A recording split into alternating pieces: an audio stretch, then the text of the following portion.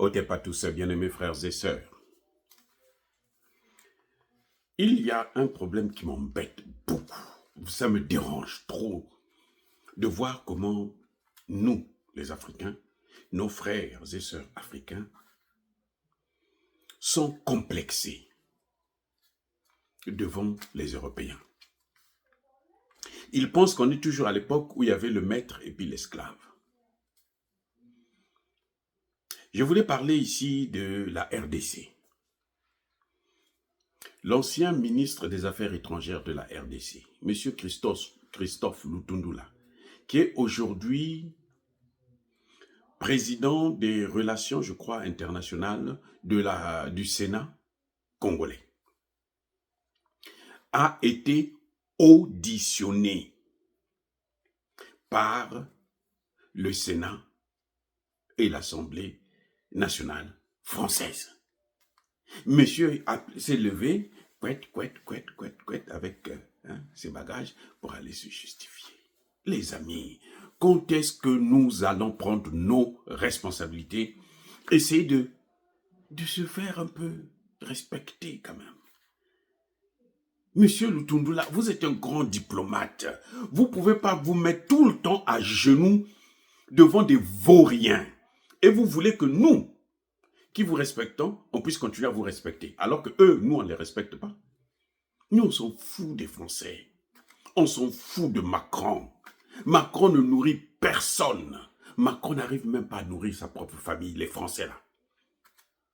La dette de la France, elle tourne autour de 3500 milliards de dollars. Les experts vont vous dire qu'en fait, ça, ce n'est pas le vrai chiffre. Le vrai chiffre, c'est 6500 milliards de dollars.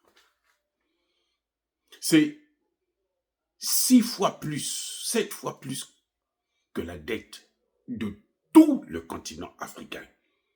Et nous avons encore des gens qui viennent d'un grand pays comme la RDC, qui viennent s'agenouiller devant eux. Les amis, il y a un problème avec nos dirigeants. Il y a un problème. Il y a un problème. Et ils sont fiers de gros français parce que, bon, ils sont devant les sénateurs, il faut qu'ils prouvent qu'eux aussi parlent bien français. Les 3 pays du Sahel sont sortis de la francophonie. On leur a fait quoi? Qu'est-ce qu'on leur a fait? Est-ce qu'ils se portent mal? Ils se portent mieux que la RDC, qui a tout pour réussir, tout pour être une puissance, au même niveau que la France, que la Belgique et les autres, à cause de ce comportement que vous voyez là. Monsieur Lutundula est venu se justifier sur les accords qui viennent, qui seront avec les États-Unis.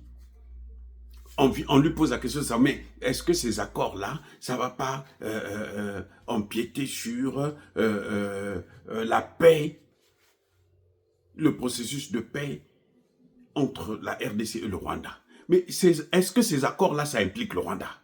Est-ce que le Rwanda doit être informé, doit connaître, doit être averti, doit donner son avis, doit ceci? Non!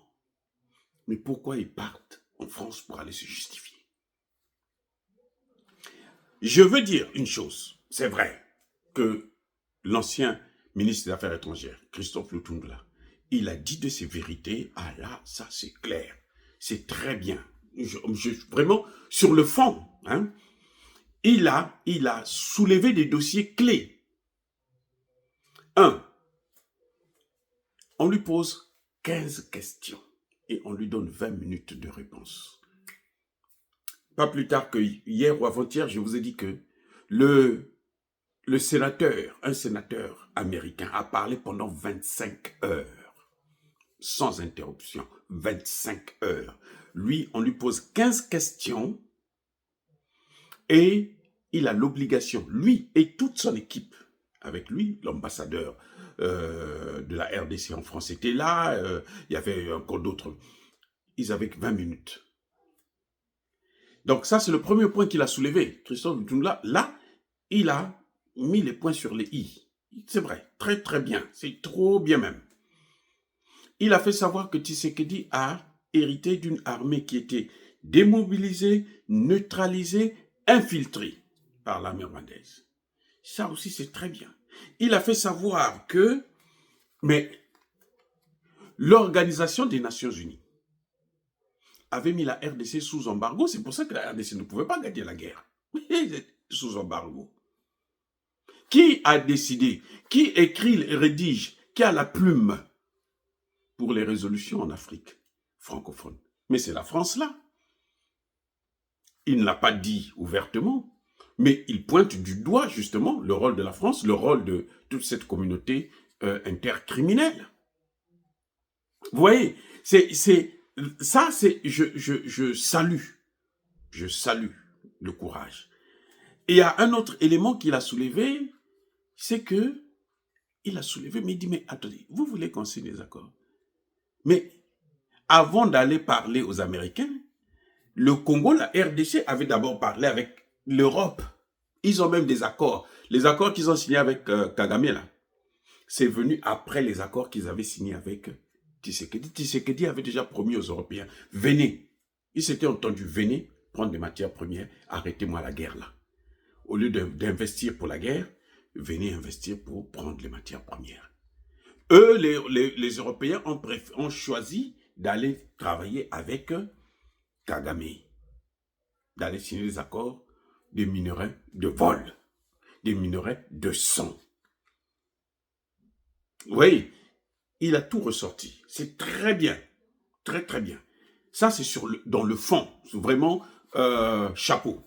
Hein, Monsieur Christophe, si vous m'écoutez, j'apprécie. J'apprécie. Mais il y a un problème. C'est que sur la forme, c'est ça qui est le problème. Vous ne pouvez pas vous faire respecter si vous continuez à côtoyer les mêmes qui sont en train de vous détruire. Là, vous partez vers les États-Unis parce que les États-Unis ont un autre président qui veut avoir une autre vision. Ok, très bien. Nous, et la majorité des Congolais, auraient souhaité que ces accords-là se fassent avec la Russie. Tshisekedi a choisi les États-Unis. Tant mieux. On n'y peut rien. C'est lui le président. Mais arrêtez comment vous allez venir en France devant le Sénat. Vous avez déjà vu le Sénat, le président du Sénat français ou un sénateur français venir se justifier devant le Sénat africain pour une politique qu'il est en train de mener qui concerne son pays. C'est un pays souverain. On ne peut pas lui poser ce genre de questions. Ça ne les regarde pas. Donc, déjà, c'est un problème. Et il y a un autre qui était là. Lui-là, c'était un clown. Hein? Ça, c'était celui qui a parlé après Christophe Lutundula, l'ancien ministre des Affaires étrangères. C'était un clown. Pour moi, je trouve que c'est un clown. Il est venu faire les éloges de l'école militaire française. Dans cette école, il y a un Français. Donc, il y a un Lecoderne qui aussi va sortir dans la prochaine promotion. Qu'est-ce que ça a à voir? Cette école-là, c'est ça qui a formé tous les cadres bidons, les officiers bidons qui sont en train de trahir. Aujourd'hui, bien-aimés frères et sœurs, il faut savoir si le Congo, la RDC, tient encore, c'est à cause des Wazalendo. C'est pas à cause de l'armée. C'est à cause des Wazalendo. Tous ceux qui sont en train de dire réforme là, c'est vrai, la réforme de l'armée, ben, l'armée était telle et infiltrée à un niveau tel que ça devait prendre beaucoup de temps pour réformer cette armée. Ça, c'est vrai. Mais nous avons affaire aujourd'hui, là, ce qui nous sauve, c'est pas l'école française. L'école française est là. Ça fait plusieurs années. C'est pas 1 an, c'est pas 2 ans. Wagner a pris seulement 3 mois pour mettre l'ordre au Centrafrique. Tout le pays. 3 mois.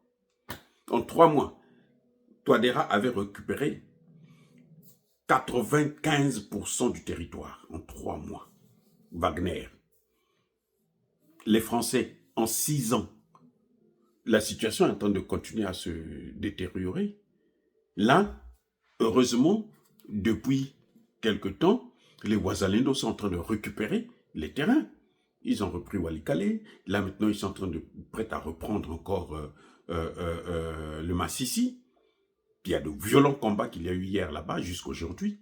Et puis, dans le sud Kivu, c'est même pas la peine, ils n'ont pas le contrôle du tout. Il n'y a rien qui marche.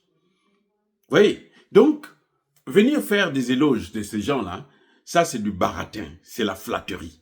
Ça dit que ce type-là, dans sa tête-là, il n'y a rien. Il n'a rien compris. Il n'a pas encore compris que la France est plus pauvre que la RDC. Oh, je reprends. La France est plus pauvre que la RDC. Oui, la France, c'est l'un des pays les plus pauvres d'Europe actuellement. Des plus corrompus en Europe. Vous savez ça, non? Donc, monsieur Christophe Lutundula, ne perdez pas votre temps à venir se justifier devant des ignares comme ça. Là. Ce sont seulement des criminels qui passent leur temps à chercher des moyens pour nous détruire. Vous avez des accords. Vous êtes en train de travailler sur des accords avec les États-Unis. Vous n'êtes pas obligé d'aller vous justifier. Même si vous avez bien parlé, c'est vrai, mais vous n'étiez pas obligé. Faites-vous respecter pour que vous puissiez être respecté.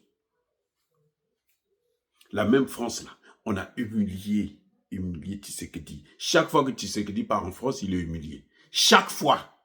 Il n'y a pas une seule fois où Tshisekedi est parti en France, on l'a accueilli comme un chef d'État normal. Il se fait humilier. Et quand on humilie le président d'un pays, c'est tout le pays qu'on est en train d'humilier. Et c'est une malédiction quand on voit des dirigeants de ce pays continuer à aller s'agenouiller, aller chercher des faveurs d'un pays qui ne leur apporte rien. L'embargo que vous avez vu là, qui a secoué le Congo pendant longtemps, c'est les Français qui avaient mis cet embargo. Ce sont les Français.